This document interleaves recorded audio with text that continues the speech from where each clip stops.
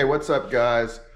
So in this video, I'm going to go over something that's bothered me for a long time, and that I lost the ability or the timestamp on the logs from my 3 bikes, and I never knew why. I just thought it was something to live with. I started investigating it and trying to determine why, especially after seeing this tool that Woolich added to their program. I thought, well, man, I can set the time.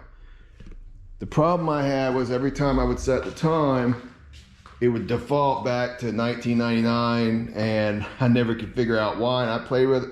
So finally, I sent a support request, which is something I should have done a long time ago, and their answer was so obvious it was kind of embarrassing to me, considering I work in technology.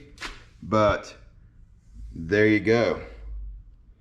There is a battery inside these boxes that works just like CMOS on a computer, and that's how the time is held. So if you have this problem where your date time is not being stamped to your logs, change the battery, go to this tool and write the time to it and save it. Problem solved. It's like, I'm so happy to have this, because now I can actually sync the logs from this with my camera, and it's almost like a game changer to me.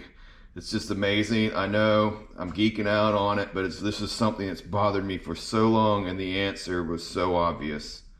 I'm gonna show you the battery you need, at least the one in this one. It's just a 1220, so I picked it up at Walgreens.